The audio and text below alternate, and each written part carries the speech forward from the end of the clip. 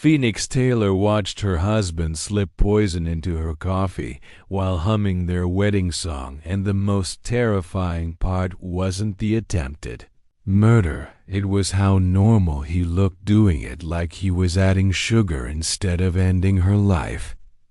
She sat frozen at the kitchen table, pretending to scroll through her phone while Daniel moved with the casual efficiency of someone who had clearly done this before. The white powder dissolved instantly into the dark liquid, leaving no trace except for the faint smell of almonds that Phoenix recognized from her forensic psychology textbooks. Cyanide. Her stomach lurched as she realized her husband of 3 years had just tried to kill her with the same poison that had ended the buffet. Lives of 12 victims in the case files she'd been studying for her doctoral dissertation.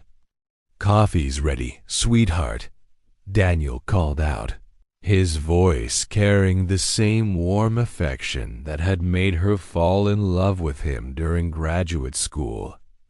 "I made it exactly how you like it, extra strong for my brilliant psychologist." Phoenix forced herself to smile and look up from her phone, meeting his eyes across their cozy kitchen. Those same brown eyes that had looked at her with such tenderness on their wedding day now held something cold and calculating, though his expression remained perfectly loving. She wondered how long he had been practicing that mask, how many mornings he had sat across from her plotting her death while discussing their plans for the weekend. "Thank you, honey," she managed to say, her voice somehow steady despite her racing heart. "You're so thoughtful."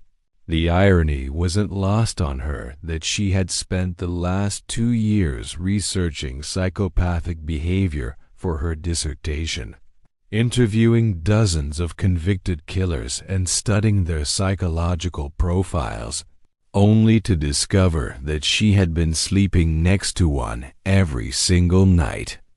All the warning signs she had written about, all the red flags she had trained herself to recognize, had been invisible to her when it came to her own husband.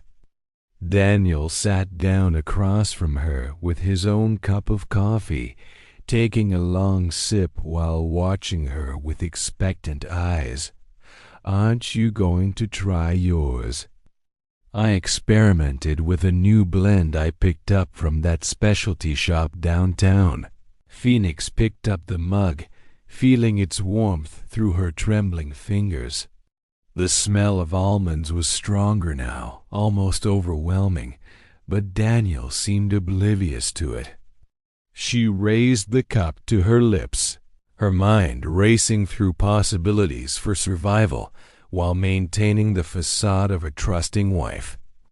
"Actually," she said, lowering the mug without drinking, "I've been feeling a little queasy this morning. Maybe I should skip the caffeine and stick to water." Something flickered across Daniel's face, disappointment, frustration, or perhaps annoyance that his carefully planned murder wasn't proceeding as expected. But the expression passed so quickly that Phoenix almost doubted she had seen it. "Are you feeling sick?" he asked, his voice filled with concern that sounded genuine enough to fool anyone who didn't know what Phoenix knew. "Maybe you should stay home from the university today. I could take care of you." The suggestion sent ice through her veins. Being alone with him now, knowing what she knew, would be signing her own death warrant. He would find another way to kill her, probably something that looked more accidental than poison in her morning coffee. "No, I'm fine," Phoenix said quickly. "I have that important interview with Dr. Harrison today for my research." You know how long I've been waiting for this opportunity. Dr. Harrison was the leading expert on psychopathic behavior in the country, and Phoenix had scheduled an interview with him to discuss her dissertation research. The timing was either incredibly fortuitous or cosmically ironic. She was supposed to spend the day discussing the minds of killers while her own husband had just tried to murder her. Of course, Daniel said, his smile never wavering. Your research is so important. All those case studies about murderers and their psychological profiles. It's fascinating how you can get inside their heads and understand what makes them tick. Phoenix stared at him, wondering if his words were meant to be threatening or if she was reading too much into everything now that she knew the truth. Every conversation they had ever had about her work took on new meaning when viewed through the lens of his true nature. I should get going, she said, standing up from the table. Don't want to be late. Drive safely, Daniel called after her as she grabbed her purse and headed for the door. I love you, Phoenix. Those 3 words that had once filled her with warmth now sounded like a death sentence. As Phoenix walked to her car, she could feel him watching her through the kitchen window, and she knew with absolute certainty that her husband would try to kill her again before the day was over. The question that had haunted her research, how do you identify a psychopath hiding in plain sight, had just been answered in the most personal and terrifying way possible. Now she had to figure out how to survive long enough to expose the monster she had unknowingly married. Phoenix's hands shook as she parked outside Dr. Harrison's office, knowing that her husband was probably already planning her next accident while she sat in the university parking lot trying to process the fact that her marriage had been built on lies and murder attempts. Her phone buzzed with a text from Daniel. Hope your interview goes well. Can't wait to hear all about it over dinner tonight. Love you. The casualness of his message after trying to poison her made Phoenix's skin crawl. She screenshot the text, somehow knowing she would need evidence of his behavior, though she wasn't sure evidence would matter if she ended up dead before she could use it. Dr. Harrison's office was exactly what Phoenix had expected from the country's leading expert on psychopathic behavior. Walls lined with case files, crime scene photos, and academic journals that documented humanity's capacity for evil. The irony of seeking help understanding psychopaths while fleeing from one wasn't lost on her. Ms. Taylor, Dr. Harrison said as she entered his office, I've been looking forward to discussing your research. Your proposal on identifying latent psychopathic traits was quite impressive. Thank you, Dr. Harrison, Phoenix replied, settling into the chair across from his desk while trying to appear calm and professional despite her internal turmoil. I've become particularly interested in how psychopaths hide their true nature from those closest to them. Ah, the mask of sanity, Dr. Harrison nodded, pulling out a thick file. It's perhaps the most dangerous aspect of psychopathic behavior. These individuals can maintain perfect facades for years, even decades, while planning and executing acts that would horrify normal people. Phoenix felt her throat tighten as she realized he was describing her husband perfectly. In your experience, what are the most subtle warning signs that someone might be hiding psychopathic tendencies? Dr. Harrison studied her for a moment, his experienced eyes noting details that most people would miss. "That's an interesting question, Miss Taylor.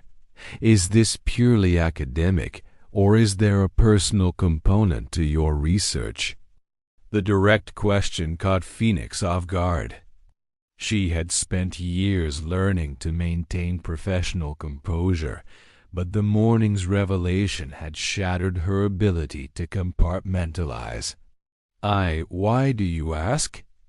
"Because in my 40 years of studying these individuals, I've learned to recognize when someone is asking questions about psychopaths because they suspect they know one personally." Dr. Harrison leaned forward, his voice gentle but serious. "Are you in danger, Miss Taylor?" Phoenix stared at him, weighing her options. She could maintain her professional facade and continue pretending this was purely academic research, or she could trust her instincts and ask for help from someone who understood the minds of killers better than almost anyone alive. "My husband tried to poison me this morning," she said quietly, the words sounding surreal even as she spoke them. "He put what I believe was cyanide in my coffee while humming our wedding song." Dr. Harrison's expression grew grave. "Tell me everything." Phoenix found herself describing the morning's events in clinical detail, her training in forensic psychology allowing her to analyze her own traumatic experience with scientific objectivity. She explained the smell of almonds, Daniel's casual demeanor, his disappointment when she didn't drink the coffee, and his suggestion that she stay home where he could take care of her. "How long have you been married?" Dr. Harrison asked, taking notes in a file that Phoenix realized was now about her own case. 3 years. "We met in graduate school, started dating, got married after I finished my master's degree. He seemed perfect supportive of my career, understanding about my research into criminal psychology. Never showed any signs of violence or aggression." "They rarely do," Dr. Harrison said grimly. "The most dangerous psychopaths are those who can maintain long-term relationships while hiding their true nature. Tell me, has he ever shown unusual interest in your research? Asked detailed questions about your case studies?" Phoenix felt a chill as she remembered countless conversations where Daniel had seemed fascinated by her work, asking probing questions about investigative techniques, evidence collection, and psychological profiling methods. She had attributed his interest to intellectual curiosity and support for her career. "He asks about my research constantly," she admitted. "He knows about all the cases I study, the methods law enforcement uses to catch killers, the psychological profiles I develop." I thought he was being supportive. "He was learning," Dr. Harrison corrected. "Psychopaths are master mimics and manipulators. He's been using your own expertise against you, learning how to avoid detection while planning your murder." The full scope of her situation hit Phoenix like a physical blow. Daniel hadn't just tried to kill her. He had been studying her research to become a better killer. Every case file she had brought home, every discussion about forensic psychology, every insight she had shared about criminal behavior had been feeding into his plan to murder her without getting caught. "Dr. Harrison," she said, her voice barely above a whisper, "if he's been planning this for years, studying my research to avoid detection, how do I stop him? How do I survive someone who knows everything I know about catching killers?" By using the one advantage you have, Dr. Harrison replied, his eyes hard with determination. You know what he is now, but he doesn't know that you know. And that, Miss Taylor, might be the only thing that keeps you alive long enough to expose him. Phoenix realized that her doctoral research had just become a matter of life and death, and the psychopath she needed to profile and understand wasn't in a prison cell. He was waiting, at home with dinner plans and another opportunity to kill her. Phoenix returned home at exactly the time Daniel expected, knowing that deviating from her normal routine might trigger his suspicion and accelerate his timeline for killing her. She found him in the kitchen, preparing what looked like a romantic dinner, complete with candles and wine, though now she wondered if the wine contained the same poison as her morning coffee. "How was your interview with Dr. Harrison?"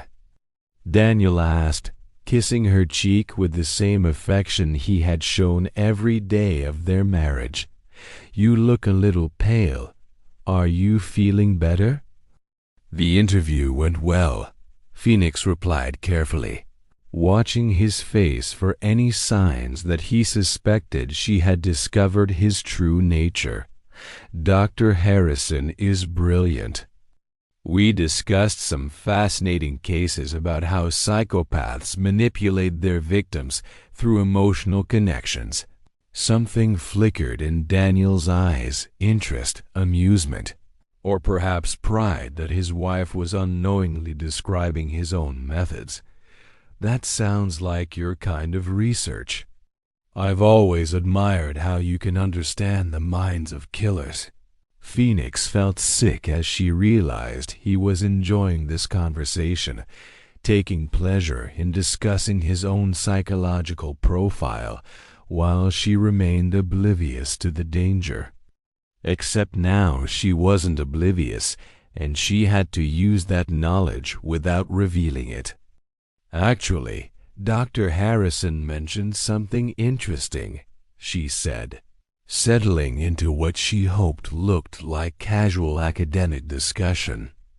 "He said the most successful psychopathic killers are those who study law enforcement and psychology, learning how investigations work so they can avoid detection." Daniel's hand paused as he reached for the wine bottle, and Phoenix caught the microsecond of tension before his relaxed demeanor returned. "That makes sense. Know your enemy, right?" "Exactly. He told me about a case where a killer spent years researching forensic psychology, even married a criminologist to learn investigative techniques. The killer used the victim's own expertise to plan the perfect murder." "Fascinating," Daniel said, pouring wine into 2 glasses. "Did they catch him?" "Eventually. But only because the victim realized what was happening and started documenting evidence." Phoenix accepted the wine glass, noting that Daniel's portion came from a different bottle than hers. "Dr. Harrison said the key was that the victim pretended not to know while gathering proof." Phoenix was playing a dangerous game, testing whether Daniel would recognize her story as a thinly veiled description of their own situation. She watched his reactions carefully, using the psychological profiling techniques she had spent years developing to read the micro-expressions that revealed his true thoughts. "The victim must have been terrified," Daniel observed, knowing their spouse was planning to kill them, but having to act normal. According to Dr. Harrison, terror wasn't the primary emotion, it was betrayal. The victim had loved and trusted someone who had been studying them like a lab specimen, learning their weaknesses to exploit later. Phoenix saw Daniel's jaw tighten almost imperceptibly, and she knew her words were hitting their target. He was beginning to suspect that she might know more than she was letting on, which meant her window of opportunity was closing rapidly. "I'm going to use the bathroom," she said, standing up from the dinner table. "Don't start without me." In the bathroom, Phoenix quickly accessed her phone and opened the voice recorder app. If she was going to survive this, she needed evidence of Daniel's true nature. She also sent a quick text to Dr. Harrison. "At home. Situation escalating. If something happens to me, investigate my husband." When she returned to the kitchen, Daniel was standing by the window, his back to her. "You know, Phoenix," he said without turning around, "I've been thinking about your research. All those case studies about killers who hide in plain sight." Phoenix felt her heart rate spike. "What about them?" Daniel turned to face her, and for the first time since she had known him, his mask had completely dropped. The warm, loving expression was gone, replaced by something cold and calculating that made her blood run cold. "I was wondering," he continued, his voice still carrying the same tone, but somehow completely different in its intent. "What would happen if one of those killers realized their victim had figured out the truth? How would they handle that ... complication?" Phoenix knew this was the moment of truth. Daniel had realized that she knew, which meant he was no longer going to maintain his facade or stick to subtle methods like poison in her coffee. He was going to kill her tonight, probably in a way that looked like an accident or home invasion. "I imagine," she said, surprised by how steady her voice sounded, "that the killer would try to accelerate their timeline. But they might also make mistakes when they deviate from their original plan." "Mistakes," Daniel repeated, smiling in a way that revealed teeth like a predator. "You always were the smart one in this relationship, Phoenix." Too smart, as it turns out. Phoenix realized that her husband's confession was being recorded by her phone, though she wasn't sure she would live long enough for anyone to find the evidence. Daniel was no longer pretending to be the man she had married, and she was face to face with the psychopathic killer who had been hiding behind his mask for 3 years. "The question is," Daniel continued, pulling a knife from the kitchen drawer, "do you want to keep playing this game of pretend, or are we ready to be honest with each other about what's really going to happen tonight?" Phoenix's training in criminal psychology had taught her that cornered psychopaths were most dangerous when their control was threatened. But nothing had prepared her for the moment when her husband transformed from loving spouse to predatory killer right before her eyes. The knife in Daniel's hand gleamed under the kitchen lights as he moved between her and the only exit. "You want honesty?" Phoenix said, her voice steadier than she felt as she backed toward the kitchen counter. "Then let's be honest. How many people have you killed before me, Daniel?" His laugh was nothing like the warm sound she had fallen in love with. "You always ask the right questions." "It's one of the things I'll miss about you." Phoenix's hand found the kitchen counter behind her, and she slowly felt along its surface for anything she could use as a weapon. Her fingers closed around a heavy ceramic mug, the same one that had contained poisoned coffee 12 hours earlier. "The homeless man in Seattle 3 years ago," Daniel said conversationally, as if discussing the weather. The elderly woman in Portland last year. The hitchhiker outside Sacramento 6 months ago. They were practice runs. Phoenix. Research subjects. I was learning technique, studying what worked and what didn't. Each name hit Phoenix like a physical blow as she realized the scope of her husband's crimes. He wasn't just a killer. He was a serial killer who had been using their marriage as cover while he perfected his methods across multiple states. And my research, she said, understanding flooding through her.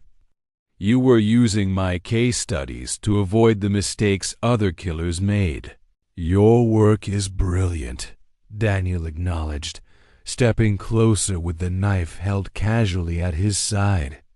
Those profiles you developed helped me understand exactly how investigators think, what evidence they look for, how they build psychological assessments. You made me a much better killer. Phoenix felt rage building alongside her fear. Everything she had dedicated her career to understanding criminal minds to help, catch them, and prevent future victims had been perverted by the man she trusted most. Her expertise had been turned into a weapon against innocent people. The question now, Daniel continued, is how to handle your unfortunate discovery. I had such a nice planned slow poisoning that would look like illness, maybe a tragic accident after your health declined. But you had to figure it out, didn't you? Dr. Harrison knows, Phoenix said, hoping to create doubt in Daniel's mind. I told him everything during our interview today. Daniel's expression didn't change, but Phoenix caught the slight tightening around his eyes that indicated her words had found their mark. Did you? Or are you bluffing to try to save your life?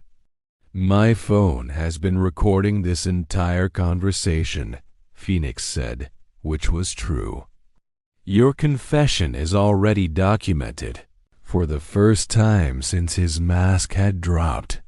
Daniel showed genuine emotion, not fear or remorse, but intense irritation at having his plans disrupted. Phoenix realized that he was angry at her for refusing to be a passive victim, for fighting back against his carefully orchestrated murder. You always were too smart for your own good, he said, raising the knife. But intelligence won't save you now. Phoenix threw the ceramic mug at Daniel's face with all the strength she could muster, and as he instinctively ducked, she lunged toward the kitchen door. She made it 3 steps before his hand closed around her arm, spinning her back toward him with brutal force. Did you really think it would be that easy? Daniel asked, his grip tightening until Phoenix gasped in pain. I've been planning your death for months, studying every aspect of this house, every possible escape route you might take. Phoenix realized with dawning horror that Daniel had been treating her murder like a military operation, analyzing every variable and preparing for every contingency. He had turned their home into a killing ground where she was trapped with no hope of escape. But you made one mistake, she said, playing for time while scanning the kitchen for another weapon. You underestimated me. Did I? Daniel pulled her closer, the knife now pressed against her throat. You're trapped in a house with a serial killer who knows your every move, your every thought pattern, your every weakness. I've been studying you for 3 years, Phoenix. What could you possibly have that I haven't already anticipated? Phoenix felt the cold metal against her neck and knew she was running out of time and options. But Daniel's arrogance had revealed something important. He believed he had complete control, which meant he wasn't prepared for genuine surprises. "You studied my research," Phoenix said quietly, "but you never understood the most important lesson from my case studies, which is, the victims who survive are the ones who do something completely unpredictable." Phoenix suddenly went limp in his arms, dropping her full body weight toward the floor while simultaneously driving her elbow back into his solar plexus. The unexpected move caused Daniel to loosen his grip just enough for Phoenix to break free and sprint toward the front door. Behind her, she could hear him cursing as he recovered from her attack, his footsteps pounding across the kitchen floor as he gave chase. Phoenix's hand reached the front door handle just as Daniel's fingers tangled in her hair, yanking her backward with savage force. She was running out of tricks, and they both knew it. Phoenix's scalp burned as Daniel dragged her back from the door, but the pain was nothing compared to the clarity that suddenly flooded her mind. She wasn't just fighting for her life against a serial killer. She was fighting against someone who had used her own expertise to become a more efficient killer. And the only way to beat him was to use psychological warfare he wouldn't expect from his intended victim. "You know what's funny, Daniel?" Phoenix said as he forced her back toward the kitchen, the knife now pressed against her back. "For someone who spent 3 years studying my research, you completely missed the most obvious psychological profile. Stop talking." He snarled, but Phoenix could hear the uncertainty creeping into his voice. "You're not the methodical, controlled psychopath you think you are," Phoenix continued, using her knowledge of criminal psychology to attack his self-image. "You're a disorganized killer who's losing control because your victim isn't behaving according to your fantasy." Daniel's grip tightened, but Phoenix pressed on, knowing that destabilizing his psychological framework was her only chance of survival. "Look at yourself right now. This isn't the careful, calculated murder you planned. You're angry, you're improvising, you're making exactly the kind of mistakes that get serial killers caught." "Shut up," Daniel yelled, spinning her around to face him. His careful mask was completely gone now, replaced by pure rage that confirmed everything Phoenix was saying about his loss of control. "Dr. Harrison was right about you," Phoenix said, meeting his eyes without flinching. "You're not a master manipulator. You're a pathetic wannabe who married me because you were too incompetent to be a successful killer on your own." The insult hit its target perfectly.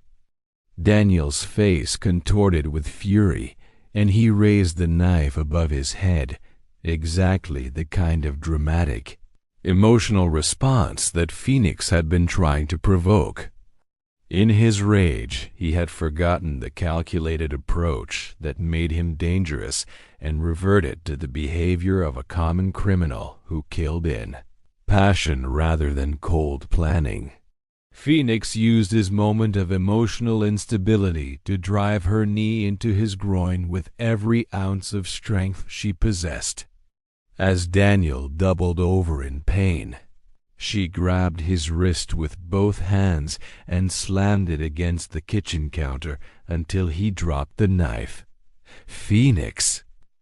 Dr. Harrison's voice called from outside the house, accompanied by the sound of car doors slamming. "Police are on the way." Phoenix had never been happier to hear another human voice. The text message she had sent from the bathroom had prompted Dr. Harrison to contact law. enforcement and come to check on her personally. Daniel looked toward the front door, then back at Phoenix, his face cycling through expressions of rage, calculation, and finally, defeat. The sound of police sirens in the distance confirmed that his carefully planned murder had become a crime scene where he would be the primary suspect. "This isn't over," he said. But the threat sounded hollow coming from a man whose psychological control had been completely shattered. "Yes, it is," Phoenix replied, picking up the knife he had dropped. "And Daniel? The recording on my phone captured your confession to multiple murders. You're not just going to prison for trying to kill me. You're going down for being the serial killer you bragged about being." The front door burst open as police officers flooded into the house, their weapons drawn and their voices commanding Daniel to get on the ground. Phoenix watched as her husband of 3 years was handcuffed and read his rights, finally seeing him for what he truly was: not a master criminal, but a broken individual who had used her love and expertise to feed his need for control and violence. Dr. Harrison appeared at her side, his experienced eyes taking in the scene with professional assessment. "Are you injured?" "I'm alive," Phoenix said, which felt like the most important thing in the world.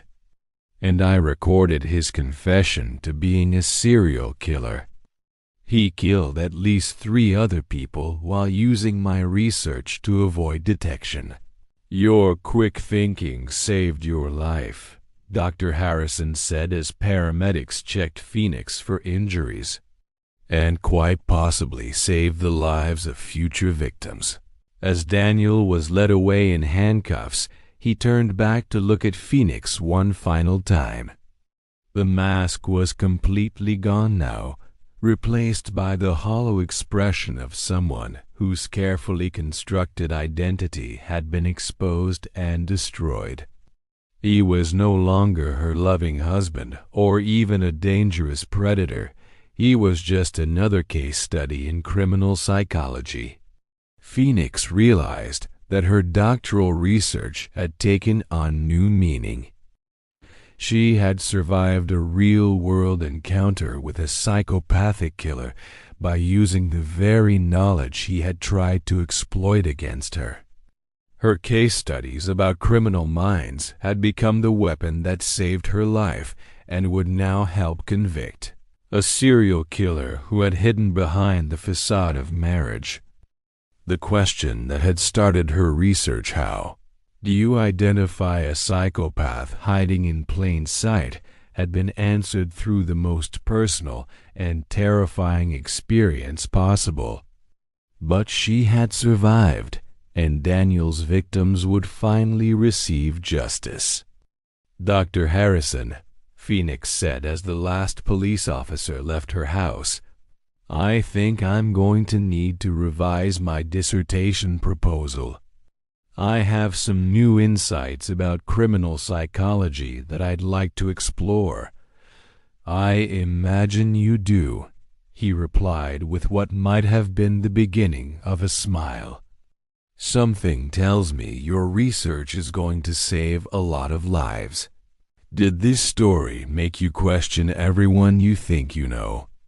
Subscribe now for more psychological thrillers that expose the hidden monsters living among us.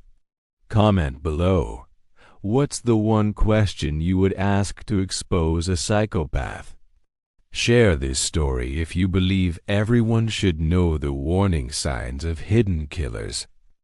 Turn on notifications because these psychological horror stories will teach you survival techniques that could literally save your life someday.